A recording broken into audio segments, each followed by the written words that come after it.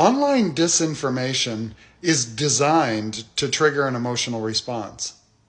But so can the truth if you drank the Kool-Aid.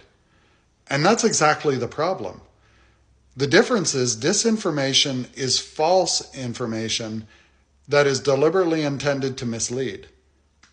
The reality of today's world is that most of us make decisions affecting our lives based on the information we find online and develop beliefs based on information on social media.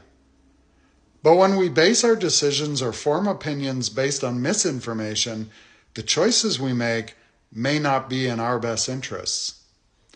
And one of the biggest concerns of all is disinformation buried inside a selectively chosen fact, because many posts or articles do have a kernel of truth in there somewhere.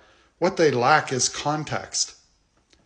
Successful nations rely on confidence in key institutions, trust and cooperation between citizens, but most importantly, a shared understanding of basic facts. Disinformation damages those things by attacking, polarizing, and misinforming people. At its worst, disinformation can lead to political harassment, hate, and violence. I mean, look at what's happening in the US right now for proof of what I'm saying. Worse, disinformation can be extremely hard to spot, especially if you already have confirmation bias. But remember, again, disinformation is deliberately designed to trigger your emotions. So emotional red flags include content that triggers an emotional response.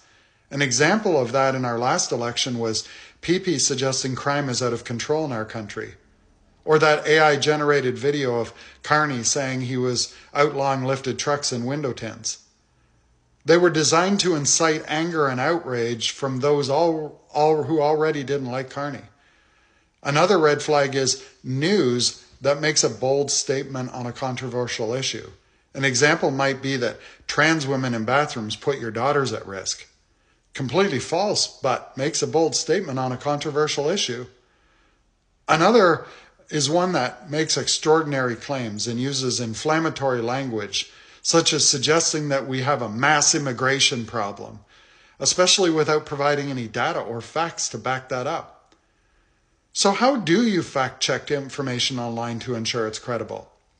Well, first you can Google it. But in order to do that, you need to understand what is considered credible.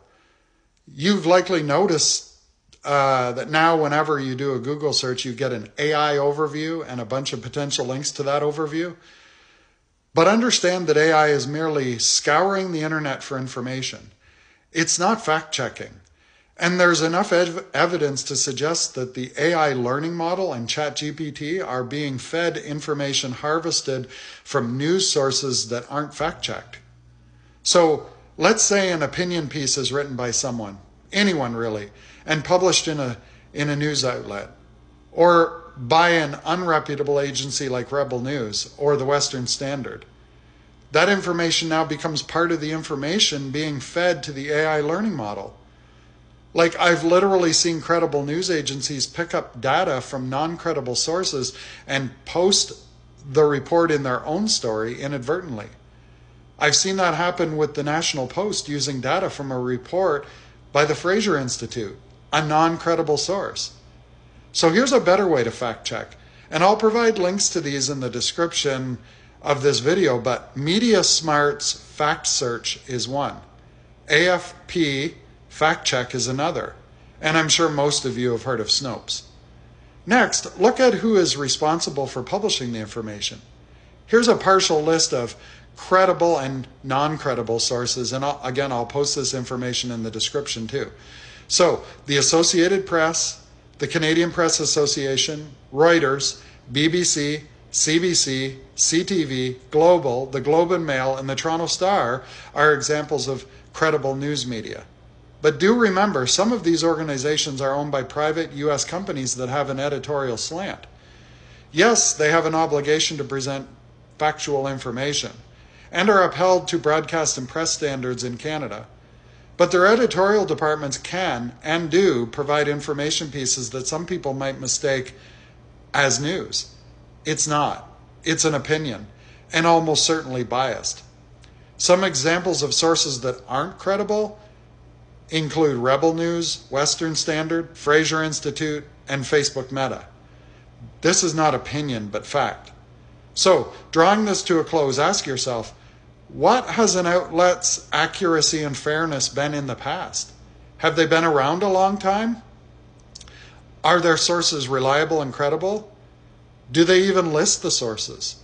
What tone and language is used? Is it objective and neutral or inflammatory and biased? And this last one is really important. Do they have an established process for ensuring accuracy? Peace out. And if you're not already following me, you should. It's going to be a ride.